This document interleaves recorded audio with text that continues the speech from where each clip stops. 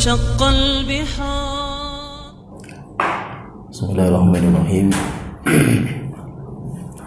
إن الحمد لله نحمده ونستعينه ونستغفره ونعوذ بالله من شرور أنفسنا ومن سيئات أعمالنا.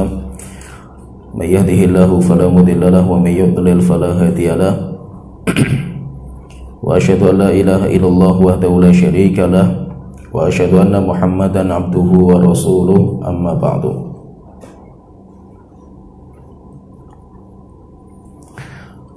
Kita lanjutkan pembahasan tentang para pengikut Dajjal. Siapa saja yang akan mengikuti Dajjal ketika Dajjal keluar. Yang pertama telah kita sebutkan, pengikut Dajjal itu orang-orang Yahudi dari Asbahan, jumlahnya 70.000, dan mereka memakai kain penutup kepala mereka, dinamakan dengan At-Toyalisah. Dan itu baru orang-orang Yahudi yang ada di Asbahan, belum ditambah dengan Yahudi-Yahudi dari tempat yang lain. Kemudian yang kedua, yang nanti akan mengikuti Dajjal, yang kedua adalah Khawarij, orang-orang yang memiliki pemikiran akidah Khawarij. Dari Abdullah bin Umar radhiyallahu anhuma, anna Rasulullah sallallahu alaihi wasallam qala, bahwa Rasulullah sallallahu alaihi wasallam beliau bersabda. Hadis ini dikeluarkan oleh Imam Ibnu Majah dan disahihkan sanadnya. Rasulullah sallallahu alaihi wasallam beliau bersabda, yansha'u nash'un yaqra'una al-Qur'an la yujawizu taraqiyahum. Nanti akan muncul sekelompok manusia dari umat Islam, sekelompok manusia yaqra'una al-Qur'an, mereka rajin membaca Al-Qur'an, la yujawizu taraqiyahum, tetapi Al-Qur'an mereka tidak sampai kerongkongan mereka. Yaitu kalau mereka itu bacaan Al-Quran mereka itu cuma di lisan mereka, tidak sampai di kerongkongan, yaitu tidak sampai menembus ke hati mereka. Mereka tidak faham maksudnya. Kullama kharaja qarnun quti, setiap muncul kelompok mereka, kelompok orang ini, setiap mereka bikin komunitas, muncul pengen melawan atau mengkudeta quti, maka mereka akan dipotong, yaitu mereka akan dikalahkan. Qala Ibnu Umar, kemudian Abdullah bin Umar mengatakan, sami'tu Rasulullah sallallahu alaihi wasallam yaqul, saya mendengar Rasulullah sallallahu alaihi wasallam beliau bersabda, kullama kharaja qarnun quti, setiap generasi mereka muncul pasti mereka akan terpotong, yaitu pasti kalah mereka itu. Akthar min 20 marratan, dan munculnya benih mereka, generasi mereka itu lebih dari 20 kali, dan setiap muncul gagal, setiap muncul gagal. Hatta yakhruja fi iradihimud dajjal, sampai akhirnya nanti akan keluar dari arah mereka, dari sisi mereka Dajjal, yaitu Dajjal itu nanti akan keluar dari sisi mereka. Hadis yang lain, hadis yang panjang menceritakan tentang kisah Khawarij, dikeluarkan oleh Imam Nasai dan yang lainnya, dari Abi Barzah Al-Aslami. Hadisnya panjang, kita potong hadisnya. Rasulullah sallallahu alaihi wasallam beliau bersabda, yakhruju fi akhiriz zaman qaumun, akan muncul nanti di akhir zaman orang-orang ka'anna hadza minhum, seakan-akan mereka itu dari kalian, yaitu seakan-akan mirip sifatnya itu dengan kalian. Yaqra'unal Qur'an la yujawizu taraqiyahum, mereka itu rajin membaca Al-Quran tetapi tidak sampai kerongkongan mereka. Yamruquna minal Islam kama yamruqus sahmu minar ramiyati, dan mereka itu nanti akan meleset, melesat, nembus dari Islam, keluar dari Islam sebagaimana anak panah tembus dari sasarannya. Simahumut tahlik, dan ciri mereka itu gundul. ciri mereka itu gundul. La yazalu yakhrujun, dan mereka terus menerus untuk keluar, hatta yakhruja akhiruhum ma'al masihid dajjal, sampai generasi terakhir akan keluar bersama masihid dajjal. Fa idza laqitumuhum faqtuluhum, kalau kalian mendapatkan mereka, bunuhlah mereka, perangi mereka. Hum syarrul khalqi wal khaliqati, karena mereka itu adalah sejelek-jelek makhluk dan sejelek-jelek apa yang Allah ciptakan di alam semesta ini. Nah, jadi kalau kita perhatikan dua hadis ini jelas sekali hadis ini menjelaskan bahwa di antara pengikut Dajjal yang nanti akan membela Dajjal itu kelompok yang dinamakan dengan Khawarij. Dan Khawarij ini dinamakan dengan Khawarij. Kenapa mereka dinamakan dengan akidahnya itu Khawarij? Diambil dari kalimat kharaja, keluar. Mereka itu keluar. Dan yang menamakan keluarnya mereka itu Rasulullah SAW.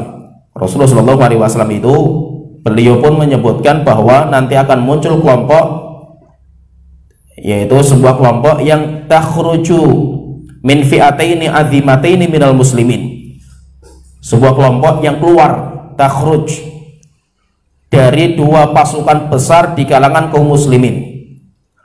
Ya, jadi mereka dinamakan Khawarij. Kenapa? Karena mereka itu keluarnya ketika terjadi perpecahan di antara kaum muslimin, dan yang mengatakan seperti itu Rasulullah SAW. Sebagian ulama mengatakan mereka dinamakan Khawarij li khurujihim alal imam adh-dhalim, karena mereka itu mewajibkan memberontak keluar dari pemimpin, seorang pemimpin yang zalim versi mereka, sehingga memberontak kepada penguasa itu wajib bagi mereka, bahkan ibadah, bahkan berjihad mereka anggap sebagai jihad di jalan Allah Ta'ala. Sebagian ulama lagi mengatakan dinamakan Khawarij itu li khurujihim an jama'atil muslimin, karena mereka itu keluar dari jamaah kaum muslimin, karena mereka itu kebiasaan mereka itu mengkafirkan kaum muslimin yang tidak ikut sama mereka. Setelah dikafirkan maka dihalalkan darah dan hartanya. Nah, jadi kelompok yang sangat bahaya ini dinamakan dengan kelompok Khawarij. Kalau kita membaca hadis, Rasulullah SAW itu menyebutkan kelompok sesat yang nanti akan muncul di akhir zaman, yaitu setelah Rasulullah SAW meninggal dunia itu yang paling banyak itu berbicara masalah Khawarij. Itu yang paling banyak sekali hadis masalah Khawarij. Dan kelompok-kelompok yang lain yang nanti akan kita sebutkan juga di poin kedua pengikut Dajjal itu, nanti akan muncul Qadariyah. Ada hadisnya nanti yang berbicara masalah Qadariyah, tapi kalau hadis masalah Qadariyah semua jalannya dhaif. Semua jalannya dhaif, tapi digabungkan sama para ulama sehingga sebagian mengatakan hadisnya hasan, seperti Syalbani. Tetapi kalau kelompok yang benar-benar dibicarakan sama Rasulullah itu hanya Khawarij, yang memang dibicarakan sama Rasulullah SAW, yang nanti akan muncul. Sehingga kalau kita baca hadis masalah Khawarij itu sifatnya banyak sekali. Kita kalau baca hadis itu lengkap sekali, detail sekali itu. Detail. Kenapa? Karena kata Syekhul Islam, beliau mengatakan syarrul alal muslimin. Beliau mengatakan, Syekhul Islam, Khawarij itu adalah kelompok yang paling berbahaya bagi kaum muslimin, dan bahayanya lebih daripada Syiah. Yaitu dilihat dari bahaya sikap mereka. Kalau sikap mereka itu terhadap kaum muslim itu bahaya. Kenapa? Karena mereka itu gemar mengkafirkan. Kalau sudah mengkafirkan, menghalalkan darah dan harta, dan itu luar biasa mengerikan. Sedangkan orang-orang Syiah itu bahaya dalam akidah, tapi kerasnya tidak separah orang-orang Khawarij. Orang Khawarij mengerikan. Mereka membunuh kaum muslimin itu tahtal ismil jihad, dianggap sebagai jihad. Bahkan yang dibunuh bukan orang biasa, sahabat. Bahkan bukan hanya sahabat biasa, bahkan keluarganya Rasulullah SAW. Ali bin Abi Thalib pun mereka kafirkan. Setelah itu Ali bin Abi Thalib pun mereka bunuh. Sehingga kelompok yang bahaya. Maka itu kalau kita membaca hadis Rasulullah SAW itu, Rasulullah SAW itu mensifati banyak sifat Khawarij ini. Pertama, ini kalau kita ringkaskan misalkan sifat Khawarij itu, yang pertama, sifat Khawarij itu mereka itu kebanyakan itu anak-anak muda. Itu kalau kita baca hadis itu, Sehingga apa yang menjadi sasaran pemikiran Khawarij itu mesti anak-anak muda, orang-orang yang masih muda, biasanya itu semangatnya luar biasa tapi nggak punya ilmu agama. Biasanya yang ikuti Khawarij itu siapa? Mahasiswa. Sasaran paling empuk itu mahasiswa yang semangat Islamnya tinggi tapi nggak punya ilmu agama, nggak pernah belajar ngaji di hadapan guru, nggak pernah. Mereka belajarnya dari internet, maka itu sasaran empuknya mereka. Maka itu Rasulullah SAW mengatakan sufahaul ahlam hudatsaul asnan. Rasulullah mengatakan sifat mereka itu hudatsaul asnan. Mereka itu orang-orang yang muda, umurnya itu masih muda itu, tetapi sok berlagak seperti ulama besar, tidak mau ngaji di hadapan seorang ulama. Nah, jadi sifat mereka itu biasanya anak-anak muda. Kemudian yang kedua, sifat mereka itu biasanya mereka itu orang-orang yang akalnya itu cetek, nggak bisa mikir panjang mereka itu. Sehingga Rasulullah SAW mensifati mereka sufahaul ahlam, safih. Akal mereka itu safih, mereka itu cetek sekali akal mereka itu. Dapat satu ayat, ambil ayatnya, jalankan, siap mengorbankan nyawa mereka demi satu ayat pemahaman mereka itu. Contohnya misalkan ketika mereka mendapatkan ayat wa man lam yahkum bima anzalallahu faulaika humul kafirun, siapa yang tidak berhukum dengan hukum Allah maka dia kafir. La hukma illa lillah, tidak ada hukum kecuali milik Allah Ta'ala. Ini ayat ini mereka ambil ayat ini saja, nggak melihat ayat yang lain mereka itu. Setelah itu apa? Mereka menerapkan kepada siapa saja. Ali bin Abi Thalib. Ali bin Abi Thalib ini ketika perang sama Muawiyah, akhirnya kan mereka berdamai. Dua pasukan itu kan perang Siffin ini kan berdamai antara Ali dan Muawiyah. Setelah itu mereka mengutus utusan, seorang sahabat, Ali mengutus utusan, Muawiyah mengutus utusan, kemudian dua orang ini rapat untuk memunculkan sebuah hukum. Kata Khawarij, berarti mereka berhukum dengan hukum akalnya manusia. Mereka berhukum bukan dengan hukumnya Allah, berarti Ali kafir. Kalau sudah kafir berarti apa? Berarti hukum kufur itu ada pada dirinya, murtad berarti. Kalau murtad berarti halal darahnya, halal hartanya, semuanya dihalalkan. Akhirnya apa? Ayo kita berjihad membunuh Ali bin Abi Thalib.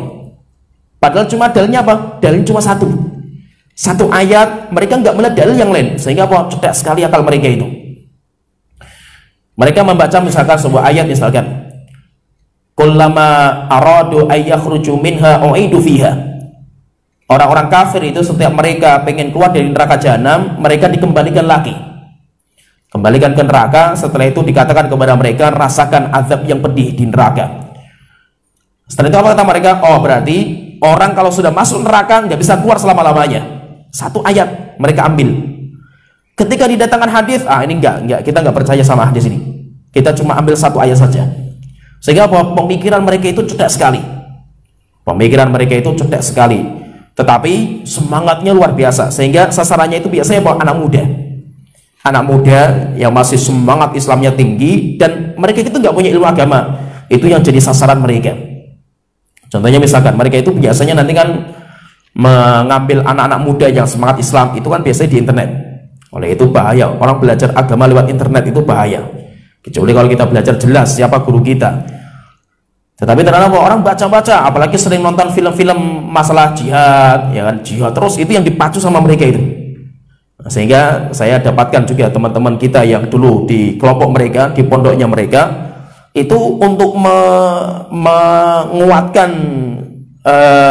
doktrinnya mereka itu, santri itu setiap hari cokoki film jihad. Bagaimana pembunuhan di Suriah, pembunuhan di Irak, bagaimana terus dicekoki itu. Nah, setelah itu apa? Baru mereka bicara, masuk fitnah itu, virusnya itu dimasukkan setelah itu. Sehingga apa? Dibuat kita itu emosi dulu lah itu. Kita itu emosi terhadap orang-orang kafir atau terhadap pemerintah. Pemerintah ini membuat kayak gini, pemerintah kita seperti ini. Berarti apa? Ini pemerintah kita itu kayak gini. Dibuat emosi kita itu. Setelah dibuat emosi, berarti ayo kita, kalau pendapat kalian itu, pemerintah yang kerjanya kayak gini itu kafir nggak itu? Sudah dibuat emosi dulu kita itu, dipancing dulu. Setelah itu apa? Kita mudah sekali dibawa untuk kafir. Kenapa? Karena kita nggak punya ilmu itu. Setelah kafir, kalau sudah kafir berarti apa?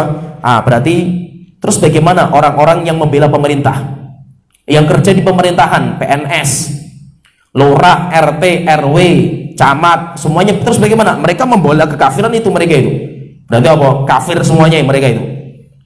Nah, terus bagaimana kalau ada orang yang tidak mengkafirkan penguasa? Nah, berarti apa? Kafir juga itu. Nah, sekarang saya tanya, terus orang tua kamu gimana itu? Bapak kamu, ibu kamu itu juga masih membela penguasa. Buktinya apa? Masih mengikuti peraturan pemerintah, bikin KTP dan yang lainnya. Berarti kan masih melegalkan pemerintah. Terus bagaimana orang tua kamu? Berarti bapak, ibu saya kafir juga. Terus seperti itu. Dan itu doktrinnya mereka. Itu doktrinnya mereka. Sehingga yang dibawa sama mereka itu biasanya apa? Anak-anak muda. Mereka itu kelompok seperti ISIS itu kebanyakan merekrut jamaahnya itu dari internet. Dicari nanti orang-orang yang semangat jihad itu, bicaranya sering masalah jihad itu dimasuki itu. Mereka jarang sekali menyasar ke pondok pesantren yang belajar akidah Ahlussunnah, belajar bahasa Arab, jarang. Kenapa? Karena orang-orang yang belajar agama itu susah sekali dimasukkan pemikiran mereka. Oleh itu, yang mereka cari itu hudatsaul asnan, sufahaul ahlam. Dan itu nanti yang dibawa untuk mengkafirkan penguasa. Dibawa nanti untuk mengkafirkan penguasa, sehingga sifat mereka seperti itu. Ketika mereka itu sudah seperti itu, maka nanti mereka punya sifat yang ketiga. Dan sifat ketiga ini dasarnya mereka. Rasulullah SAW menjuluki sifat mereka itu. Rasulullah mengatakan, yaqtuluna ahlal Islam wa yada'una ahlal authan. Orang Khawarij itu mereka gemar membunuh kaum muslimin, tapi mereka meninggalkan orang-orang kafir. Jadi kalau mereka sama orang kafir, malah dibiarkan orang kafir itu. Tapi kalau sama kaum muslimin malah dibantai sama mereka itu. Kenapa seperti itu? Karena mereka menganggap orang muslim yang tidak ikut mereka dinamakan dengan murtad. Orang muslim tidak mau baiat mereka, tidak mau ikut kelompok mereka, dinamakan orang murtad. Dan orang murtad itu lebih parah daripada orang kafir asli. Nah, itu coba kalau kita perhatikan ISIS itu, targetnya ISIS itu mana yang mereka bantai itu? Yang mereka bantai itu negara-negara yang perang, negara-negara Islam yang perang, Suriah, Irak, ya kan? Kenapa nggak datang ke Amerika? Orang ISIS kenapa nggak datang malah kelompoknya mereka itu, ada sebuah kelompok juga itu, namanya Sururiyah, kelompok yang ikut pemikiran mereka juga itu, Khawarij juga itu, mengkafirkan Saudi Arabia, orang Saudi Arabia dikafirkan, pemerintahnya dianggap tauhid. Setelah itu apa? Melarikan diri ke Inggris, bikin pondok di Inggris, mereka bikin masjid di Inggris, bikin pondok pesantren di Inggris. Ketika sudah punya muridnya dikirim ke Saudi, ngebom Saudi, dibom di Saudi itu. Dan nggak sembarangan mereka, bahkan mereka rencananya pun ngebom Ka'bah, nggak sembarangan itu, Ka'bah. Orang-orang yang sedang haji umroh itu dibom sama mereka itu. Jadi nggak main-main itu. Mereka lebih nyenyak, lebih enak, lebih tentram tinggal di negaranya orang kafir. Tetapi kalau mereka tinggal di negaranya orang muslim, dibantai sama mereka itu. Oleh itu kenapa yang jadi korban itu orang-orang muslim? Indonesia, Malaysia, ya kan? Demikian juga Saudi berkali-kali digoncang bom itu, bunuh diri itu. Demikian juga Suriah, Lebanon, Irak. Tapi nggak terdengar itu bom bunuh diri di mana? Di Amerika, bom bunuh diri nggak ada. Kenapa? Karena mereka itu lebih gemar membunuh kaum muslimin daripada orang-orang kafir, dan itu sifatnya mereka. Mengapa seperti itu? Karena mereka menganggap orang muslim yang tidak ikut sama mereka itu murtad. Orang muslim yang tidak ikut sama mereka itu murtad, dan murtad itu lebih parah daripada kafir asli. Bahkan saya waktu umroh di bulan Ramadan itu saya waktu itu umrohnya itu backpacker.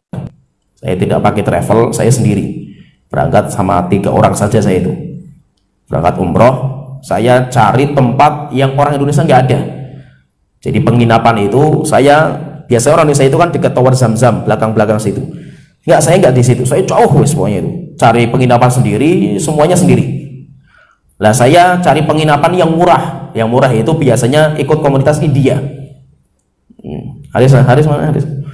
Nah, ikut komunitas India itu mereka kan cari hotel-hotel yang murah-murah, tapi jauh, memang jauh dari Masjidil Haram, itu jauh sekali itu. Kita bulan Ramadan waktu itu, subhanallah itu, kita waktu tidur di hotel, biasanya Ramadan kayak gini itu kan kalau di Arab, kemarin saya ceritakan itu, kalau di Arab itu kan kita biasanya setelah subuh tidur sampai zuhur. Nanti kalau masih capek tambah lagi zuhur sampai asar itu. Nah, setelah asar nanti berangkat ke masjid, nah, sahur, buka puasa, nanti terus sampai subuh nggak tidur kita ini. Nah, jadi setelah itu kita, waktu itu ini kejadian nyata ini, kita itu ya kayak gitu, lupa saya hari keberapa itu, Ramadan hari keberapa. Jadi setelah kita itu sholat subuh di Masjidil Haram, setelah itu kita pulang ke hotel tidur. Ketika tidur jam 8 pagi waktu itu, jam 8 pagi itu meledak pas sebelah hotel kita itu. Oleh itu jarang orang Indonesia yang tahu. Kenapa? Karena di situ nggak ada orang Indonesia, di situ kebanyakan orang India. Jadi ada sebuah kontrakan, jadi ada sebuah rumah kontrakan itu meledak, dan ledakannya itu sampai ke hotel kita, sampai hancur itu kaca-kaca sebelahnya itu, getar sampai ke hotel kita itu, sampai getar itu, bangun kita itu, kaget kita itu, masih ngantuk sekali itu, gitu langsung loncat kita itu. Setelah loncat tembak-tembakan, kalau saya biasa gitu, masih dengar kayak gitu biasa karena di Yaman udah biasa dengar suara tembakan itu. Tapi teman-teman saya itu kayak mau pingsan itu, waduh suaranya tembakan itu kan keras sekali itu, apalagi deket sekali itu tembakannya itu. Wah, sampai ada yang mau pingsan teman saya itu, satu orang itu, oh ini gimana ini, mati saya di sini tuh. Akhirnya yang satu, wes pokoknya saya mau ke Mekah, wes kalau mati biar saya matinya di masjid itu, Masjidil Haram itu. Yang satu, enggak, saya mau tiduran saja di sini mas, pura-pura tidur tutup. Rupanya di situ itu ada orang Khawarij. Tapi ketika mereka sebelum mengadakan aksi ketahuan sama intelijen.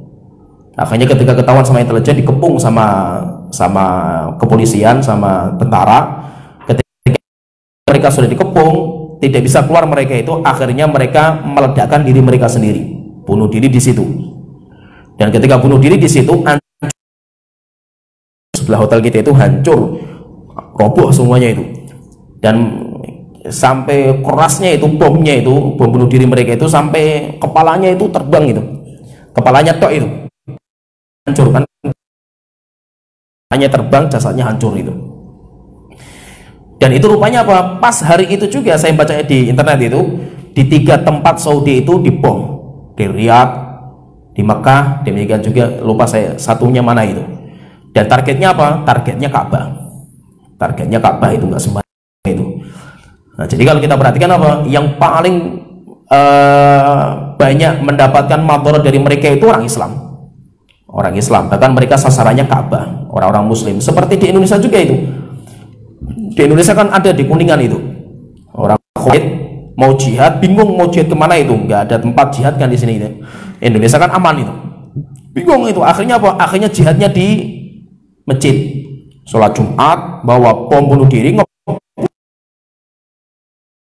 bingung mau jihad kemana itu. Akhirnya bawa sholat Jumat, dibom itu masjidnya itu, dan itu ada di Kuningan, tapi itu di markasnya polisi, kepolisian itu, masjid kepolisian. Jadi itulah mereka itu, mereka ini pikirannya cedak itu, mereka diimpi-impikan sama ketuanya mereka itu, ustadznya mereka, ulamanya mereka, kamu kalau bom bunuh diri nanti langsung disambut bidadari surga. Orang masih muda mau nikah nggak jadi-jadi kan gitu, dengan kerja susah gitu, nggak punya uang gitu. Sudah orang miskin, anak muda pengen nikah nggak keturutan gitu loh.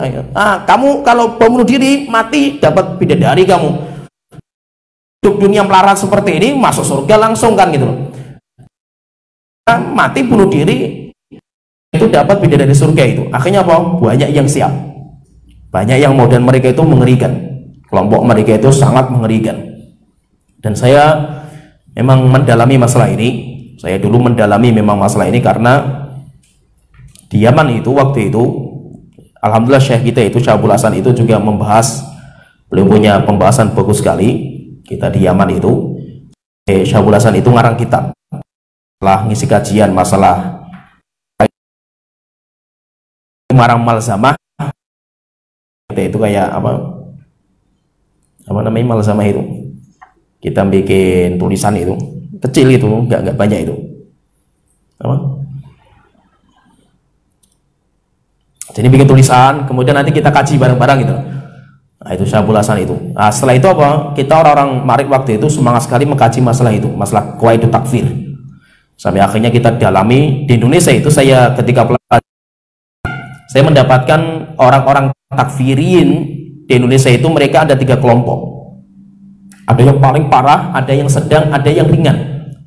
Dan yang paling parah ini di penjara di Nusa Kambangan, dan pemikirannya mengerikan. Nah, saya mendapatkan pemikiran orang, murid tangan kanannya dia itu ke Yaman waktu itu. Di Ma'rib, dia itu nggak tahu kok bisa nyasar ke Ma'rib, tapi di Ma'rib itu dikafirkan semua itu. Syekhnya pun dikafirkan itu, jadi nggak tahu belajar di sana, tapi semuanya dikafirkan itu. Akhirnya nggak nyaman dia tinggal di Ma'rib itu, nggak nyaman. Saya ini kenapa? Ini siapa yang mau sih itu? Posturnya kayak bedanya jenggotan dan sama, nggak ada bedanya itu. Akhirnya itu saya deketi, orang itu saya deketi, kemudian kita ngobrol di perpustakaan. Dia itu muridnya si ini itu. Saya nggak akan menyebutkan, bahaya. Antum nanti penasaran buka di internet, bahaya, antum belum kuat itu.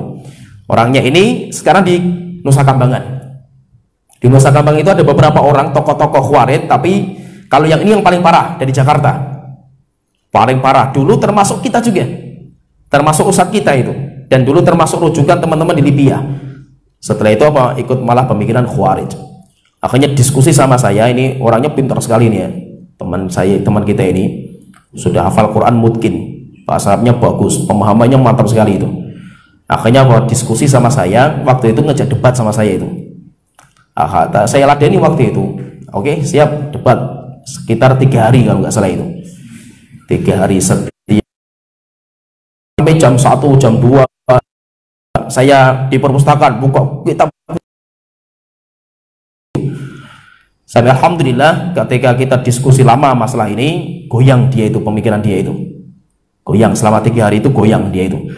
Setelah itu saya bilang sama dia, kalau antum pengen lebih dalam lagi masalah ini, Syabul Hasan itu punya ceramah set.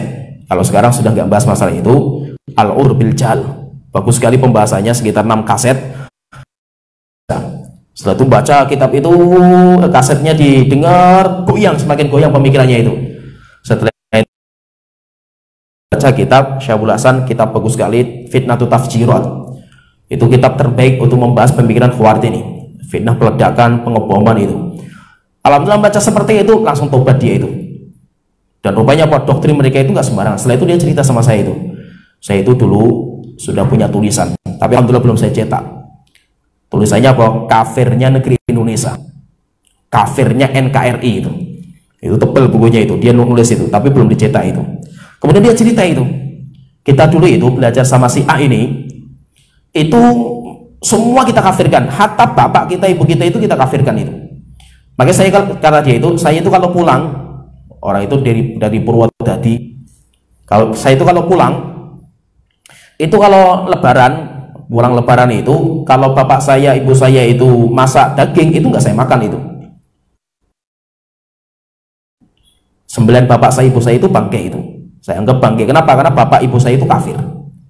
Setiap yang tidak ikut kelompok dia kafir. Bahkan mereka itu manhajnya apa? Saling mengkafirkan. Teman-teman saja saling mengkafirkan. Sesama teman itu mengkafirkan mereka itu. Dan kalau sudah mengkafirkan, dibunuh itu, nggak sembarangan itu. Makanya itu pemikirannya seperti ini. Abi Thalib, kelompok Khawarij itu sudah dimusnahkan sama beliau. Zaman itu, zaman Ali sudah dimusnahkan, tapi pemikirannya masih ada. Zaman Ali itu kan di sebuah tempat namanya Harura. Nama tempatnya mereka itu. Setelah perang Siffin, ketika perang Siffin itu kan mereka masih kumpul di pasukannya Ali. Ketika antara Ali dan Muawiyah itu berdamai, Ali pengen berdamai, maka mereka keluar seperti isyaratnya Rasulullah tadi itu. Keluar, kemudian mereka itu kumpul di sebuah tempat namanya Harura. Sehingga pemikiran Khawarij itu dinamakan dengan Haruriyah. Dinamakan dengan Haruriyah.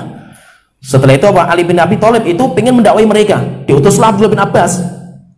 Ali bin Abi Thalib itu mengutus kepada mereka Abdullah bin Abbas. Terjadi diskusi dengan Abdullah bin Abbas, masya Allah, top itu diskusinya itu. Dan itu menunjukkan apa? Lemahnya dalil mereka itu. Lemahnya dalil mereka itu panjang, disebutkan juga oleh Imam Ibnu Jauzi dalam Tablis Iblis diskusinya itu. Mereka punya membawakan hujah-hujahnya ini. Kenapa kalian mengkafirkan Ali itu? 1, dalilnya ini. 2, 3, semuanya dibantai semuanya. Abdullah bin Abbas, maka sepertiga pasukan mereka itu tobat, gabung sama Ali bin Abi Thalib. Sisanya masih di atas akidah Khawarij. Akhirnya ketika ditanya, "Ya Ali, terus gimana sikap kita itu? Kita memerangi mereka atau enggak?" Kata Ali, "Jangan, kita tunggu. Mereka keluar, kita bantai mereka itu. tapi kita nggak akan memulai itu. Akhirnya apa? Setelah itu ada kejadian di mana mereka itu mulai keluar. Jadi mereka yang memulai, padahal mereka jumlahnya sedikit itu. Ali bin Abi Thalib pasukannya banyak sekali itu. Akhirnya mereka keluar. Ketika keluar itu mereka itu berarti seorang pengembala kambing bersama budaknya dengan kambingnya. Namanya Abdullah bin Khobab bin Arid. Anaknya seorang sahabat senior. Khobab bin Arid itu sahabat senior yang masuk Islam di Mekah. Ini anaknya ketemu dengan putranya. Akhirnya ketika ketemu dengan putranya, mereka bangga. Alhamdulillah kita ketemu dengan salah satu dari putranya sahabat. Karena Khawarij itu nggak ada di antara mereka sahabat, dan nggak ada di antara mereka anaknya sahabat. Tidak ada yang ikut mereka, karena mereka itu orang bodoh. Akhirnya mereka mengatakan, wahai apakah kamu punya hadis dari bapak kamu yang bisa memberikan semangat kepada kita untuk berjihad? Yaitu apa maksud jihadnya? Itu kita pengen membunuh Ali bin Abi Thalib kita ini. Itu bagi mereka dianggap jihad karena Ali itu kafir. Akhirnya Abdullah mengatakan, iya, saya mendengar bapak saya mengatakan saya mendengar Rasulullah SAW bersabda, satakunul fitan, nanti akan terjadi fitnah. Al-qaim khairul minal mashi, orang yang berdiri lebih baik daripada orang yang berjalan. Wal mashi khairul minas sa'i, orang yang berjalan lebih baik daripada orang yang lari mendekati fitnah. Yaitu maksudnya semakin jauh kita dari fitnah lebih selamat. Akhirnya mereka marah, mendapatkan hadis itu marah, maka Abdullah ditangkap sama mereka, kemudian disembelih di sungai sampai darahnya itu mengalir sungai. Setelah itu budaknya perempuan yang hamil waktu itu disembelih, kemudian perutnya dibedah sama mereka. Setelah itu janinnya dicincang sama mereka. Kemudian setelah itu kambingnya mereka makan. Beritanya sampai ke Ali bin Abi Thalib. Akhirnya apa? Akhirnya Ali bin Abi Thalib mengerahkan pasukan. Ayo sekarang kita bantai mereka. Karena mereka sudah keluar merusak manusia, maka kita akan hukum mereka. Akhirnya pasukan Ali waktu itu padahal mau perang sama Muawiyah itu, tapi akhirnya nggak jadi. Akhirnya belok menuju ke Nahrawan. Tempatnya itu namanya Nahrawan. Ketika di tempat Nahrawan, ini pasukan Ali jumlahnya 12. Pasukan Khawarij jumlahnya hanya 2000. Coba bayangkan, sedikit sekali itu. Akhirnya apa? Sudah bertemu dua pasukan ini, akhirnya Ali bin Abi Thalib menyerahkan utusan lagi untuk mendakwakan mereka. Setelah itu Ali bin Abi Thalib mengibarkan bendera putih. Ali bin Abi Thalib mengatakan, dakwakan mereka. Siapa yang bertobat maka mereka aman. Lari ke bendera putih itu, mereka aman. Akhirnya didakwai lagi, dinasihati lagi akan akidah mereka. Setelah itu tengahnya taubat. Itu awalnya 3000. Setelah itu sepertiganya kan tobat dari Abdullah bin Abbas tadi itu, tinggal 2000 nanti didakwai lagi, setengahnya tobat tinggal 1000 melawan berapa? Melawan 12.000. Akhirnya yang setengahnya sudah tobat, mereka lari ke bendera putih, yang lainnya tidak mau, tetap masih di akidahnya. Akhirnya ketika mereka sudah terdesak yang 1000 ini, maka mereka mengatakan pemimpin mereka itu salah satu pemimpin mereka, dan nanti disyaratkan sama Rasulullah, hadisnya semuanya ada. Maka mereka mengatakan, ayo kita sekarang tidak ada jalan kecuali kita panggil panggilan Allah Ta'ala, kita penuhi panggilan Allah masuk surga, kita sambut bidadari surga. Allahu Akbar, langsung maju itu, bayang 1000 saja maju itu, nyerang. Maka bagi Ali gampang sekali itu, langsung disikat sama Ali, habis itu. Disikat langsung habis. Ketika sudah habis, jasad mereka ditumpuk. Karena terlalu banyak jasad mereka itu ditumpuk. Ketika ditumpuk, Ali bin Abi Thalib mengatakan, ayo coba carikan orang yang dinamakan dengan Dzulfudayyah. Dinamakan dengan Dzulfudayyah. Akhirnya dicari sama prajuritnya Ali itu. Mengatakan, wah Ali, kita nggak dapat itu Dzulfudayyah itu. Kata Ali bin Abi Thalib, enggak, cari, tetap ada itu. Rasulullah SAW sudah mengisyaratkan itu. Akhirnya dicari itu. Terus semua jasad-jasad dibongkar semuanya, mendapatkan Dzulfudayyah. Dibawa kepada Ali bin Abi Thalib. Ketika dibawa, maka Ali bin Abi Thalib sujud syukur kepada Allah Ta'ala. Kenapa? Karena Rasulullah SAW itu ketika membagi ghanimah itu kan, setelah itu kan ada satu badui yang protes, namanya Dzul Khuwaisirah. Setelah itu kan orang itu pergi, maka Umar bin Khattab, Abu Bakar izin, ya Rasulullah, izinkan saya memegang lehernya orang itu. Jangan, karena dia masih sholat. Setelah itu Umar izin lagi, kata Rasulullah, jangan. Utsman izin, jangan. Setelah itu Ali bin Abi Thalib izin. Kemudian diizinkan, ketika diizinkan masih sujud orang itu. Setelah itu balik kepada Rasulullah Ali bin Abi Thalib, maka Rasulullah mengatakan, wahai Ali, nanti kamulah yang akan membunuh mereka. Saya khruju min hadzal rajul. Nanti dari cikal bakal orang ini akan keluar sebuah kelompok membaca Al-Quran rajin mereka, tapi bacaan Quran mereka nggak sampai ke rumah mereka. Mereka akan keluar dari Islam sebagaimana anak panah keluar dari sasaran mereka. Kemudian setelah itu apa kata Rasulullah? Dan nanti kamu akan membantu mereka, wahai Ali bin Abi Thalib, wasimahum, dan tanda kelompok mereka itu rojulun, orang yang dzufadayan, dia itu punya kayak tangannya itu kayak puting susu. Jadi ada orang yang tangannya itu buntung, jadi buntung sejak lahir. Biasanya kalau tangan buntung sejak lahir itu ada daging, ya daging yang kewer-kewer itulah itu. Itu kayak puting susu itu. Nah itu sama Ali bin Abi Thalib, Rasulullah mengatakan cari orang itu. Sama Ali bin Abi Thalib itu cari. Akhirnya ketika didapatkan, akhirnya Ali bin Abi Thalib itu sujud syukur. Ketika selesai sama Ali bin Abi Thalib, maka kepalanya orang Khawarij itu ditebas sama pasukannya Ali. Kemudian apa? Ditancapkan di jalan-jalan. Bahkan di depan masjid Damaskus itu, ketika Abu Tha'labah al-Khushani, Abu Umamah al-Bahili datang ke masjid Damaskus itu, masuk ke masjid, mendapatkan depan masjid itu ada 70 kepala orang Khawarij ditancap di jalan-jalan itu. Pelajaran bagi mereka itu. Akhirnya ketika melihat seperti itu, maka Abu Umamah al-Bahili mengatakan kilabun nar. Mereka itu anjing-anjing neraka. Mereka itu anjing-anjing neraka. Syarrul qatla tahta adimis sama. Mereka itu adalah sejelek-jelek makhluk yang dibunuh, yang terbunuh di kolong langit ini, di bawah kolong langit, yaitu di bumi. Orang yang paling jelek yang terbunuh itu mereka. Wa syarrul qatla man qataluh, dan sebaik-baik makhluk yang terbunuh adalah orang yang mereka bunuh. Akhirnya ketika Abu Umamah mengatakan seperti ini, keras sekali ucapan beliau itu, maka beliau ditanya, wahai Abu Umamah, apakah engkau mendengar ucapan itu dari Rasulullah? Maka beliau mengatakan, laulam asma' minhu illa marratan au marrataini au thalathan au arba'an au khamsan au sittan au sab'an ma haddatsukum. Kalau saya itu tidak mendengar dari Rasulullah kecuali cuma sekali, 2 kali, 3 kali, 4 kali, 5 kali, 6 kali, 7 kali, saya nggak akan ceritakan kepada kalian.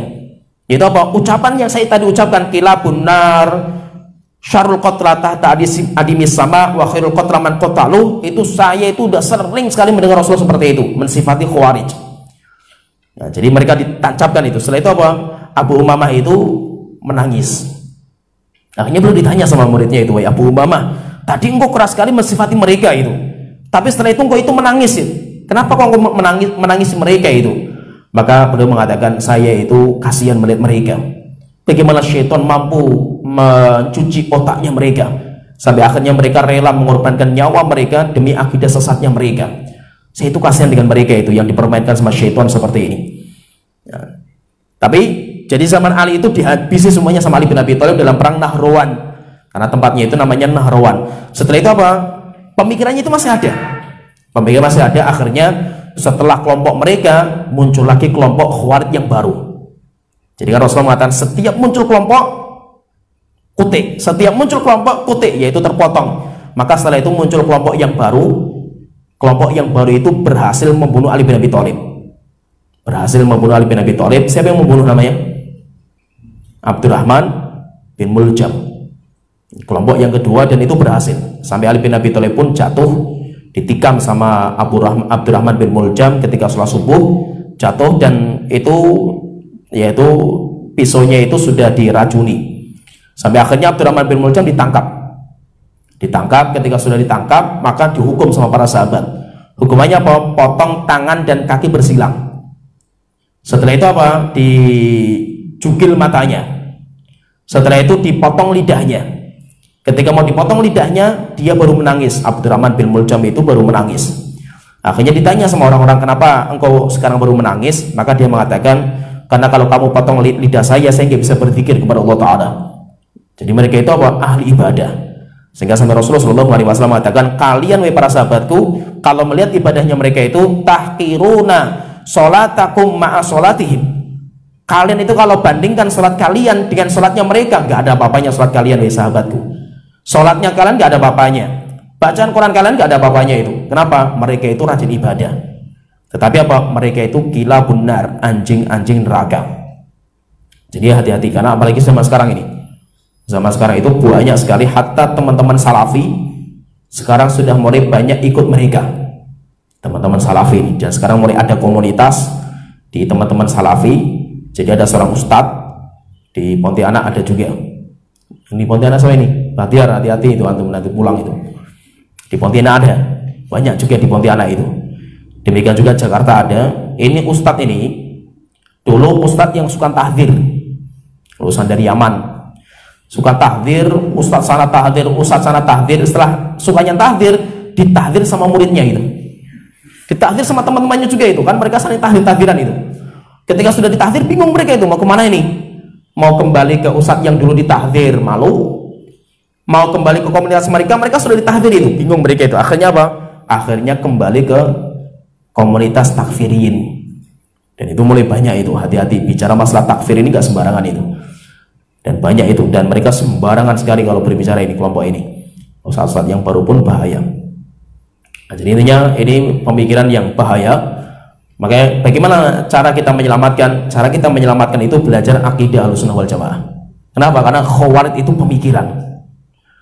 Yang bisa menyelamatkan pemikiran yang sesat itu pemikiran yang benar.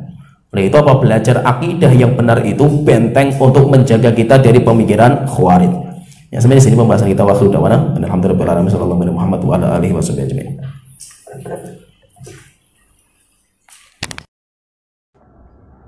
Yuk salurkan donasi Anda untuk Pondok Pesantren Darussalam ke nomor rekening ini. Syukron jazakumullahu khairan.